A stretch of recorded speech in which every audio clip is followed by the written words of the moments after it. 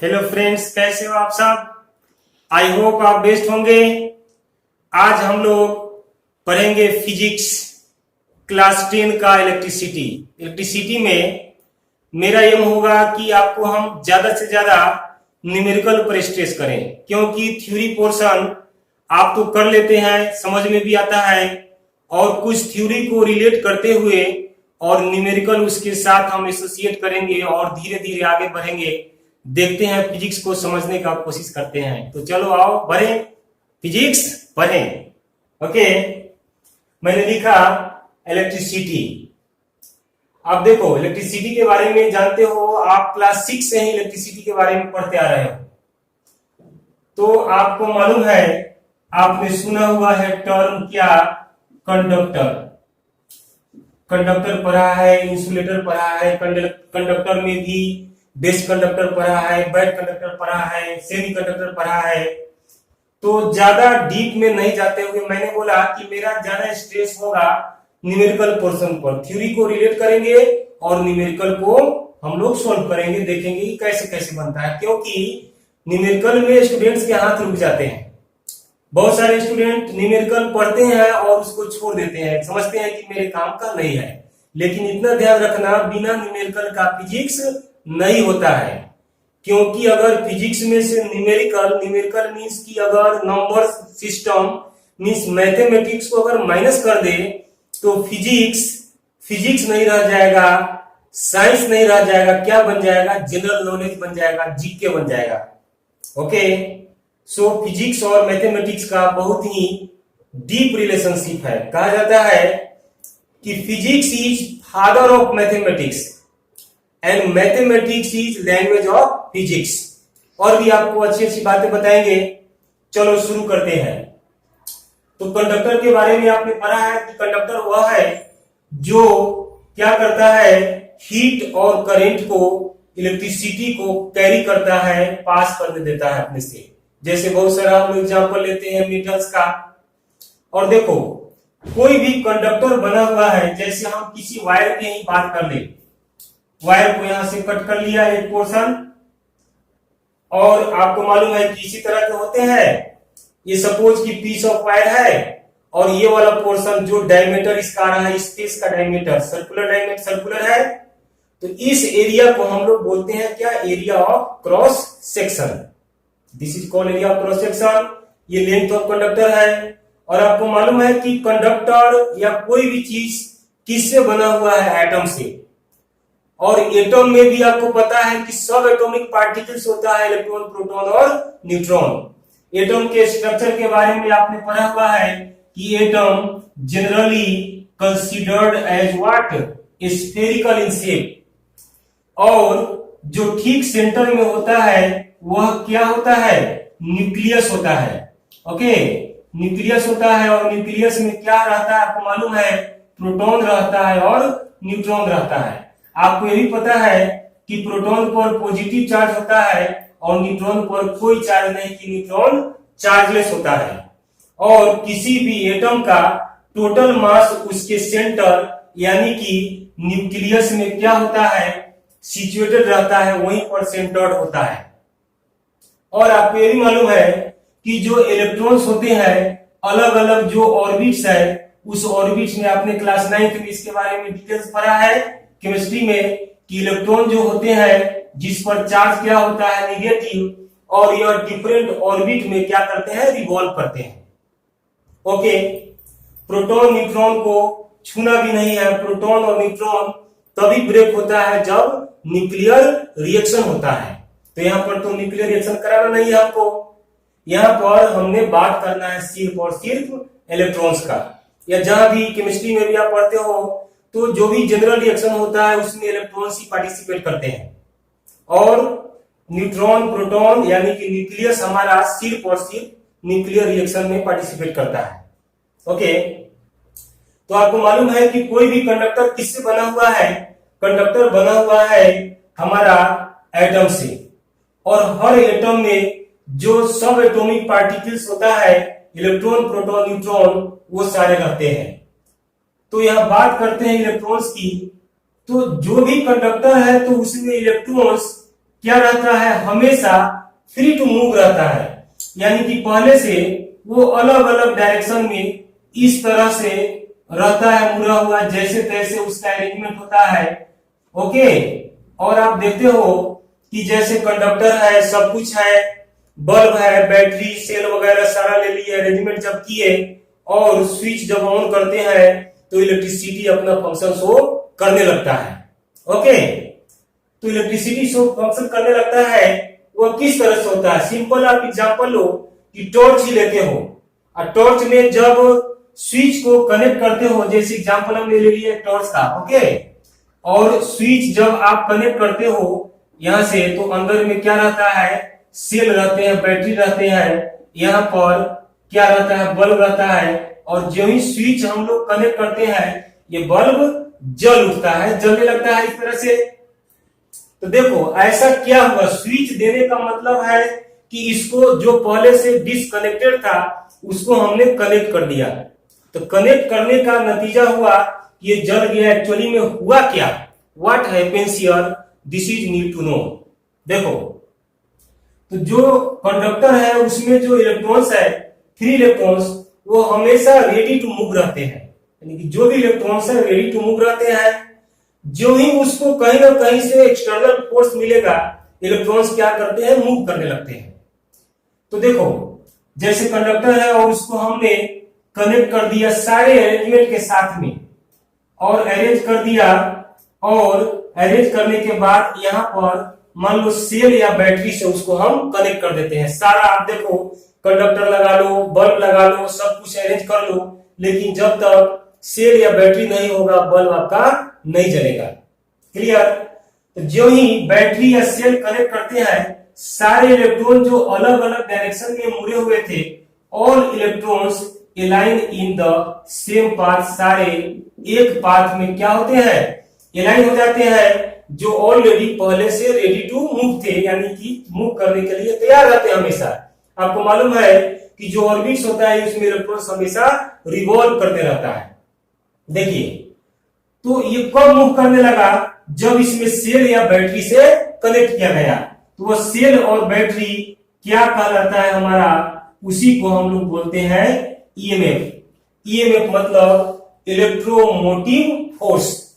This is what, this is electromotive force. नाम से ही clear है, देखो इलेक्ट्रोमोटिव फोर्स।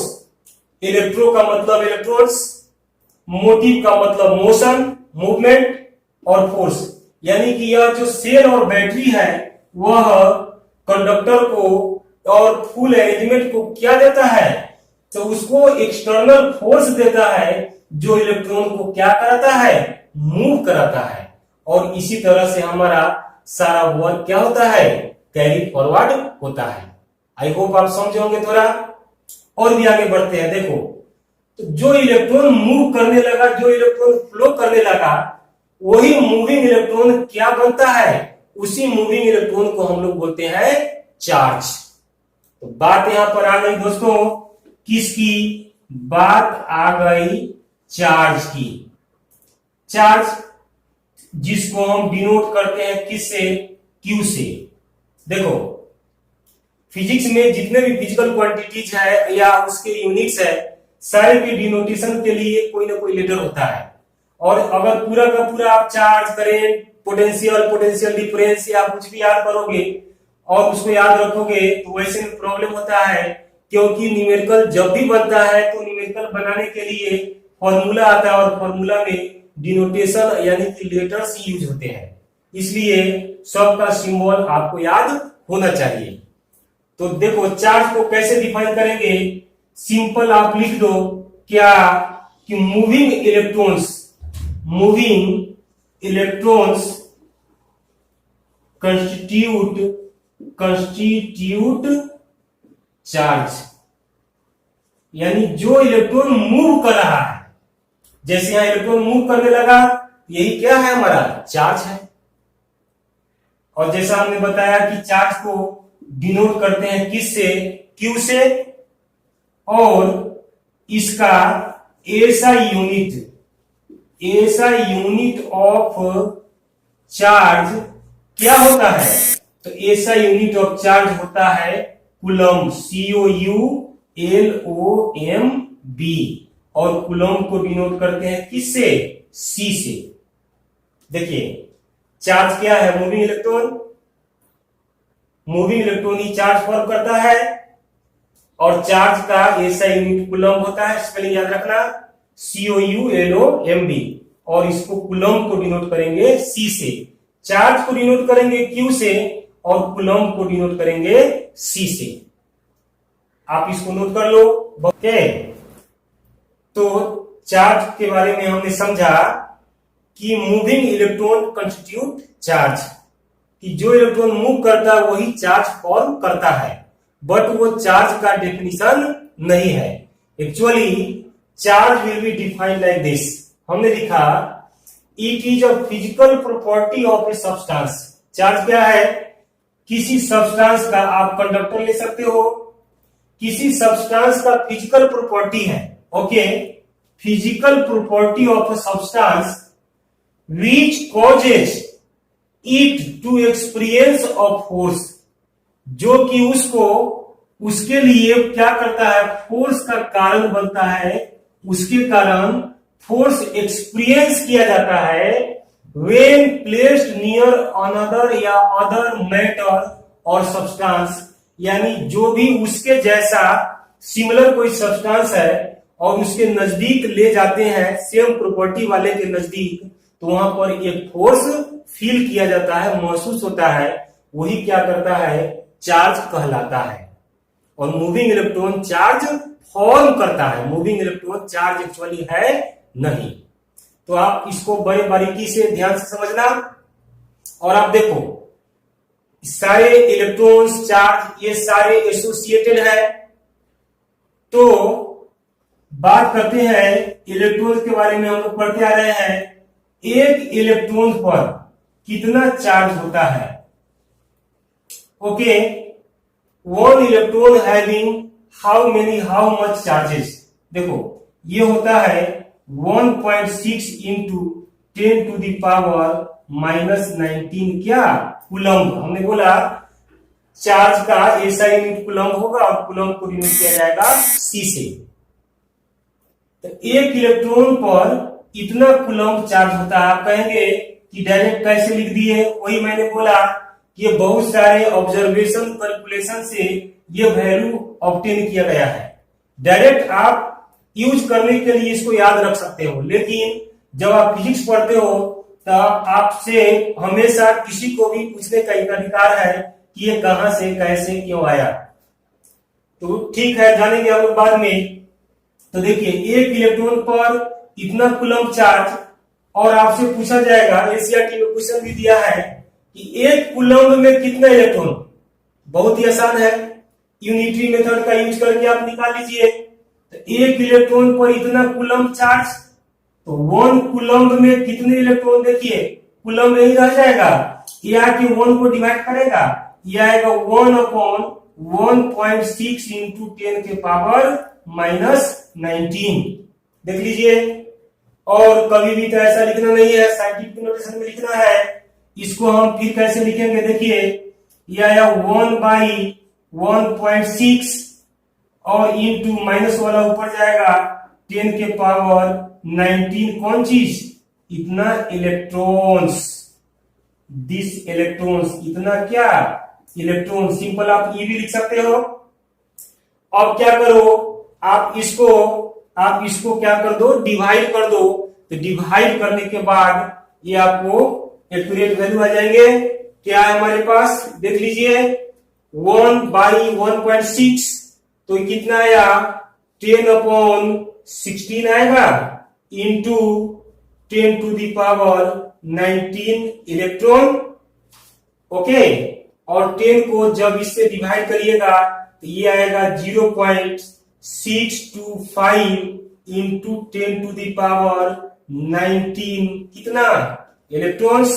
और साइंटिफिक नोटेशन यह नहीं है। साइंटिफिक नोटेशन में आपको मालूम है कि पॉइंट के पहले एक डिजिट होना चाहिए, तो इसको लिखेंगे हम लोग 6.25 इंटू 10⁻, क्या होगा 18 इलेक्ट्रॉन्स। देखो यहां से डेसिमल आगे गया इसलिए पावर एक माइनस हो गया, तो ये 18 हो गया।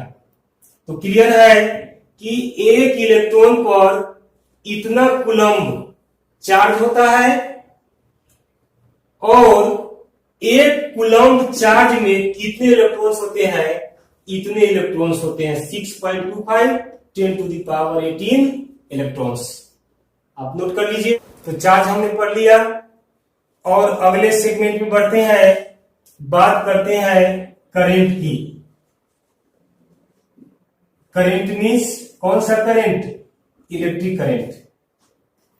करंट का सीधा मतलब होता है किसी भी चीज का फ्लो, जैसे हम लोग वाटर का करंट भी कहते हैं, मीन्स कोई स्ट्रीम जो मूवमेंट में है, मोशन में है।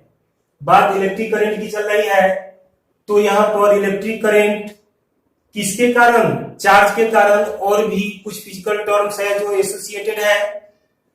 ओके, तो let us define it first. Current को हम लोग यानी इलेक्ट्रिक करंट को डिफाइन करेंगे क्या, आप सिंपल डेफिनेशन दो, rate of flow of charge, rate of flow of charge किसके, कहां से, rate of flow of charge through an area of, through an area of किसका, हमने इसका नाम बताया था क्या, rate of flow of charge through an area of cross section of a conductor. Area of cross section मैंने बताया कि जैसे कंडक्टर है, इसका जो डायमीटर है, जो कट्स है, ये जो एरिया दिखाई दे रहा है आपको सामने, इसी को बोलते हैं area of cross section. Means कहने का मतलब यह हुआ कि rate of flow of charge, charge का फ्लो का रेट, कितना चार्ज फ्लो कर रहा है, और आपको मालूम है rate is calculated with respect to time. कहीं भी रेट होगा तो ज्यादातर रेट को कैलकुलेट किया जाता है किसके रेस्पेक्ट में, टाइम के रेस्पेक्ट में। ओके, तो rate of flow of charge through an area of cross section of a conductor. बहुत ही क्लियर है कि एरिया ऑफ कंडक्टर के एरिया ऑफ क्रॉस सेक्शन से जो चार्ज का फ्लो का रेट है, उसी का नाम हम लोग इलेक्ट्रिक करंट देते हैं। यहां पर जगह जगह करंट बोला जाएगा तो आप इलेक्ट्रिक करंट ही समझेंगे। ओके, देखो ऐसे भी इसको लिख सकते हैं क्या, कि current equal to rate of flow of charge है। मींस आप लिख लो what, flow of charge, flow of charge, और rate means in unit time, या सीधा लिखो टाइम। चार्ज फ्लो कर रहा है गिवन टाइम में। ऐसे भी जब रेट नहीं लिखना हो तो आप ऐसे भी लिख सकते हो, flow of charge through an area of cross section of a conductor in unit time. और जब टाइम लिखो तो रेट नहीं, रेट लिखो तो टाइम की जरूरत नहीं है। अब देखिए करंट को, यानी कि क्लियर हो गया कि इसका डेफिनेशन क्या होगा। तो करंट इक्वल टू क्या, current equal to charge upon what, time. Current को डिनोट करते हैं किससे, आई से, याद रखना। Current is denoted by I, तो आई इक्वल टू, और चार्ज को किससे डिनोट करते हैं, चार्ज को डिनोट करते हैं क्यू से, और टाइम को डिनोट करते हैं टी से। Means I equal to Q upon T. इससे आप एक और आप निकाल सकते हो फॉर्मूला, Q इक्वल टू क्या होगा, आई टी होगा। ये भी हमारा एक फॉर्मूला हो गया। और एक फॉर्मूला करंट का, I equal to Q upon T, और Q equal to I T, जहां Q क्या है, चार्ज है, और T हमारा टाइम है। I क्या है, करंट है। करंट को डिनोट करते हैं हम लोग I से। किसी का भी सिंबल भूलना मत, बहुत दिक्कत हो जाएगा। अब चलो इसके बात करते हैं एसआई यूनिट की। एसआई यूनिट ऑफ करंट क्या होगा, करंट का एसआई यूनिट। तो देखिए करंट इक्वल टू क्या है, चार्ज अपॉन टाइम। और करंट का ऐसा यूनिट हो जाएगा मींस ऐसा यूनिट ऑफ चार्ज बाय ऐसा यूनिट ऑफ टाइम। तो चार्ज का ऐसा यूनिट क्या होता है, कूलम होता है, और टाइम का क्या होता है, टाइम का सेकेंड होता है, टाइम का सेकेंड। तो कूलम पर सेकेंड हुआ, कूलम पर सेकेंड, और इसी कूलम पर सेकेंड को हम लोग शॉर्ट में ऐसे डिनोट करें, कूलम को C by S, coulomb per second क्या कहलाता है, यह कहलाता है एम्पियर।